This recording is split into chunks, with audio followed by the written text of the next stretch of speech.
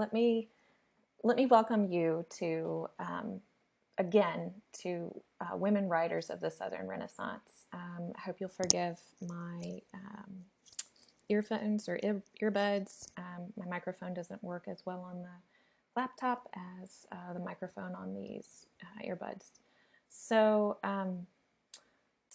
I think it's important before we talk about the Southern Renaissance or read any of the writers that I'm claiming are Southern writers of that particular time frame. It's important for me to give you a sense of the history of the term or the concept Southern Renaissance. I first found the term used in an 1899 publication. It was in an essay called The South, Past and Present, written by Greenough White, and he used it to discuss the stirring of interest among Southern men and women in academies and universities for contemporary literature at Sewanee and in the rest of the Southern region. He uses the term Southern Renaissance then not in terms of writers of a new literature, but as a kind of growing interest and an awareness of talking about literary matters.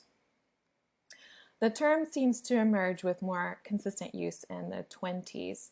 For instance, Herschel Breckel uses it in an article written in the 20s to talk about the new kinds of writing coming out of the South. And then Howard Mumford Jones uses it a little bit later in the 30s to also, in a journal outside of the South, to talk about it. In the middle of that time frame, there is, of course, a group of writers who see themselves as kind of beginning the Southern Renaissance, and they publish between the 20s and the 30s. The term is used famously by Alan Tate in the 40s in his very famous article, The New Provincialism, which was published on the Virginia Quarterly, in the Virginia Quarterly Review. And Tate used the term to refer to what he felt were the first stirrings of this new kind of Southern literary aesthetic and culture. He placed the dates of its starting right after the First World War or the Great War, and as a movement that was somewhat done by World War II. So a movement, a kind of traditional understanding of modernism almost, a movement that happened between those wars. And what he's thinking of is a group of his friends at Vanderbilt University in Tennessee, and friends who returned to class after 3 years in war, serving in war. All of these Southerners had been, most of these Southerners had been at Vanderbilt before the Great War had started and had returned, or they had been there before they were drafted. And then they returned in 1920 after having gone overseas. And these Southerners at Vanderbilt are very interested in poetry, and they meet very regularly under John Crow Ransom, a kind of junior professor at that university. They meet to talk about the aims of poetry, of contemporary poetry, what should be the best models for them to read in English poetry. And then also they write their own work and they critique one another methodically and meticulously. Let me show you a picture of the group. So here we have a photograph of the reunion of these so-called fugitives, and I'll talk a little bit about them in a bit. You've probably heard of them, or perhaps read some of their work. In the very center of the photograph, you see Ransom, and I think he's seated intentionally in the center. He is the professor, the junior professor, who launched the literary magazine called The Fugitive at Vanderbilt. On the right, and with On the right, the tall man is Donald Davidson, who is Ransom's student, or was Ransom's student at that time, and becomes his peer. Donaldson has a really wonderful book called The Southern Writers in the Modern World, published in the 50s. And he tells a really engaging story of kind of what he sees as the beginning of the Southern Renaissance. He recalls a memory of a very young Ransom approaching Davidson and saying that he has composed a poem, a first poem, and he shyly asks if he can read it to Davidson. And Davidson is an undergraduate, and he'd never heard or read any poetry before. So he kind of listens in awe. And the story, I think, he tells in order to exhibit this kind of courage on Ransom's part, a kind of like fledgling artist in a culturally disinterested South. Alan Tate is on the left. He's the leftmost part of the photograph. And he's an even better known student of Ransom. Both Ransom and Tate continue to be anthologized in the Norton and in the Heath. His Ode to the Confederate Dead is often used as a representative work of the fugitive/agrarian movement or the Southern Renaissance. And the fugitive ideals kind of take shape. They are formalists. They seem particularly interested in Milton. Sometimes they're even called like classical writers, but they do write in form. And there is also a sense of their being haunted by their past. I'll add that after looking through Davidson's memoir, that they seem to be kind of conservative socially. They have a kind of isolationist politics that drives them. They were happy, on the one hand, while they don't like being so isolated in the South, intellectually isolated, they also enjoy having been left alone without interference. And those are Davidson's words. They were ignored and they were let to do whatever they want. There's also a sense of shared identity, that they are all Southerners and they all intuitively know what that means. They have a kind of shared culture and shared set of experiences that they imagine reaches out beyond them and ties them with others in the world. At the very top of the photograph, leaning over Ransom, is probably even more famous than all of those. Robert Penn Warren, very fondly known among his peers as Red. He was the youngest member of the Fugitives, and when he entered Vanderbilt, he was 16 years old, so that was pretty impressive. He began the Southern Literary Review in Baton Rouge, and it still survives there. The Fugitives famously published I'll Take My Stand, which was a kind of manifesto and a collection of their... The Fugitives published in the Fugitive magazine, and then many of them became the Agrarians, who published I'll Take My Stand, which was a manifesto and a collection of their works that responded to a famous statement made by H.L. Mencken, a famous literary critic of the East, the Northeast. Sharp-witted, sharp-tongued. He basically claimed that there had never been any kind of intellectual culture in the South. And he compares the South to the Sahara, a kind of fruitless landscape with nothing but dearth. Now I want to talk about Alan Tate and his new provincialism when he's first kind of conceptualizing this, the band of writers that will become the Southern Renaissance. He's really, I think, the first to popularize that term and the first to describe it as a cohesive element. He designates it in that first quote as that time between the wars. And he calls this a time of considerable maturity, those are his words, that go unnoticed by the literary elite or the literary establishment outside of the South or that region. He describes the isolation of the writers of this period as profound, and he is really suspicious and hostile to any kind of description of Southern writers as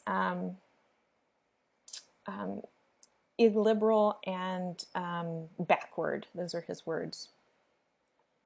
He also describes the alienation of this group from their own culture, because the South does not have an interested audience or a readership for these new writers' work. There is little merit, Tate claims, in conceptualizing of a Southern literary genre that only and very narrowly writes about how Southerners can progress as a community and as a region. And he favors literature that is grounded in one's experiences, that is regionally marked, but that also isn't so different from a larger audience outside the South. So experiences that are common enough to be held by others. A lot of people would say universal, but we know that this really means like a Western audience. And he argues that any Southerner who can tap into a plight that can be understood and perhaps shared by another outside the region is really what they should aim for. These writers should aim for. And at the very end of this article, he mentions a couple of writers he thinks will survive the test of time. And some of these are on our syllabus: Caroline Gordon, Catherine Ann Porter, Elizabeth Maddox Roberts. Of course, he mentions Robert Penn Warren. We're going to read some of Robert Penn Warren's criticism.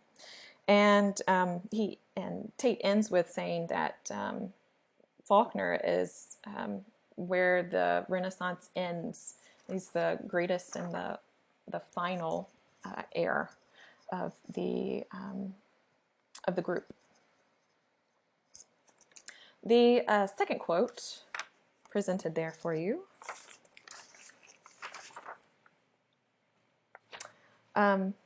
sets in place one of the other characteristics associated with the Southern Renaissance, which is this kind of self-awareness among the writers of the South that is brought on by a collapse of an agrarian South that's kind of being forced to move into modernity through commercializing a commercial economy. The tensions that result from this kind of shift, he argues, thematically unite all the writers in their works of the time period. And in the quote, you can see that Tate is referencing feudal England becoming commercial England. He's using that as a kind of analogy to explain what's going on with the South in his eyes.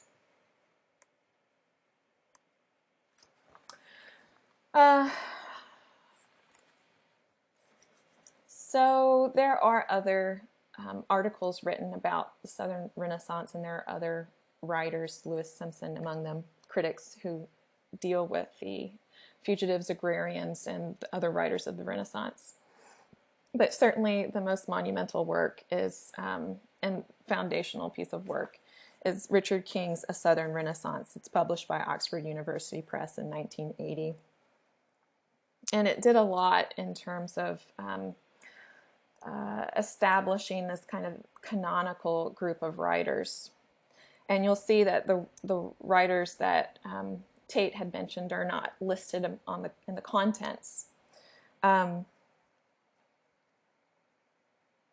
King also argues that the Renaissance didn't really begin until 1930.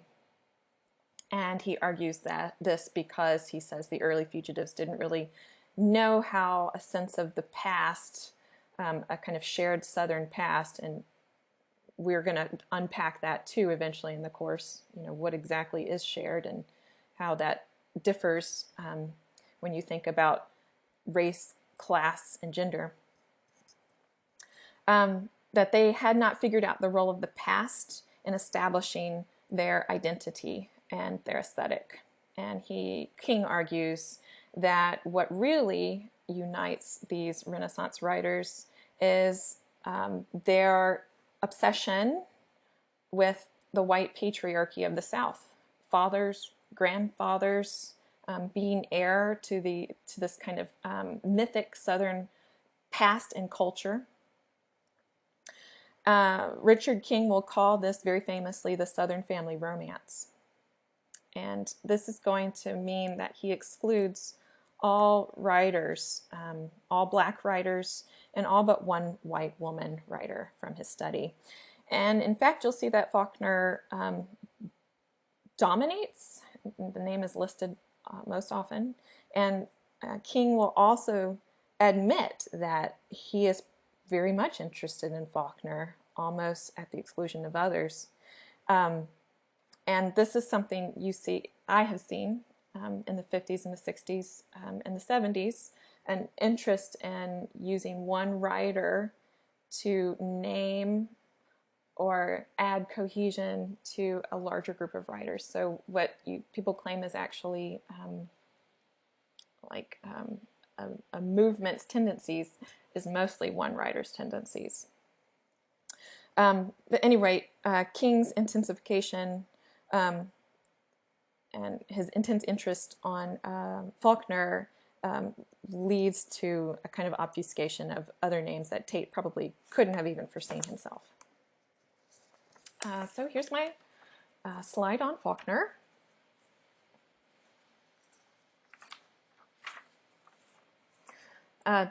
Tate, as I'd said, had celebrated Faulkner as the greatest and last of the Southern Renaissance tradition.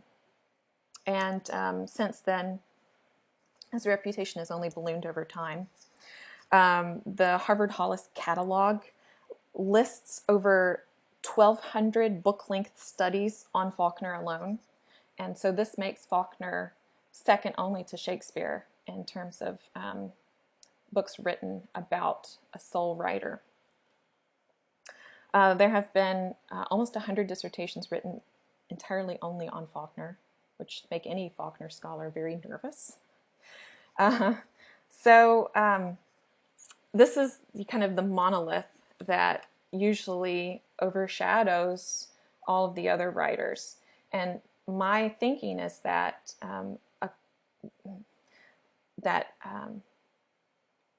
this graduate course is going to introduce you to writers that are in the shadows and that are at risk of being forgotten, and writers who have merit.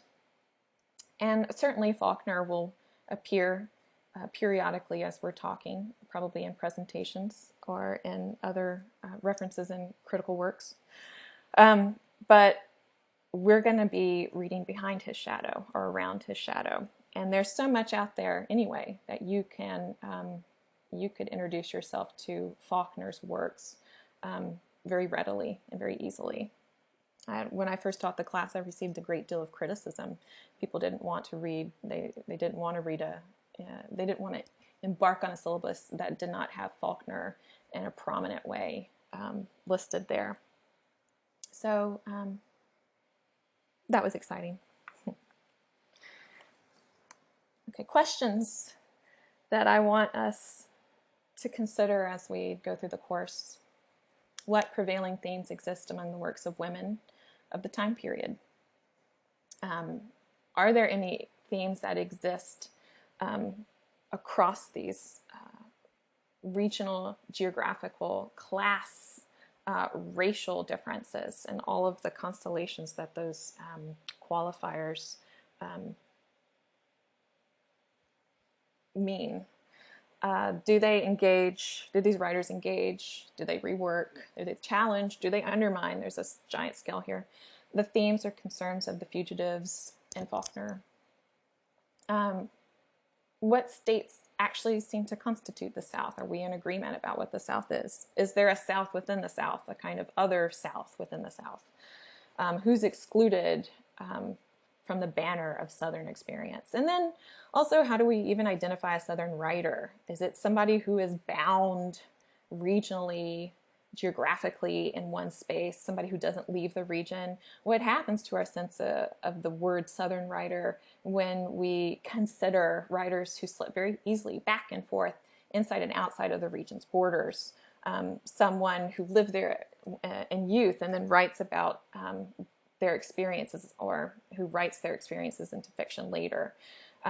Is what becomes of the term Southern, the regional term, when we think about writers' experiences as actually more varied than that? Writers who are perhaps not so strictly contained by that space. And I think it's going to be a good thing.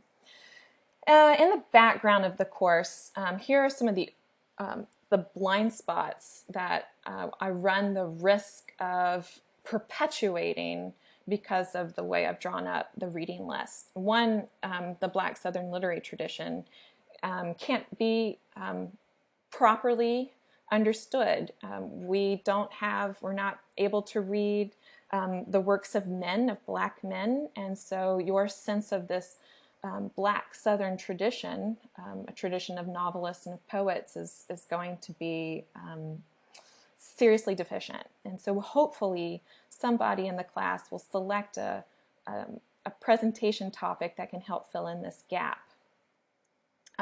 Also, drama and poetry. You'll notice that we're only reading fiction, and of course nonfiction, articles, scholarship. Drama and poetry deserve to be on this list as well, and they are simply not. So I'm leaving off important dramatists, Georgia Douglas Johnson, Lillian Hellman, of course Tennessee Williams, Zora Neale Hurston, Laura Riding. I'm hoping that your presentations again can remedy this. And Faulkner also, it's possible that someone in the class hasn't read Faulkner. So I would like, of course, for you to be able to read something of Faulkner's, particularly if it's on the MA exam reading list. So perhaps somebody can introduce one of Faulkner's works and show how it somehow resonates with the concerns of the class. Here's a list of the works cited. At the end of this slideshow, and once you're finished, hopefully you will be able to find an attached list of suggested presentation topics, and I'm going to have a forum visible so that you can immediately, once you've chosen your presentation topic, claim both the topic and the time you would like to present. I would like one person or one presentation per module. I don't want to have two presentations on one module. We just need to be able to have enough time to devote to those presentations. So, thank you.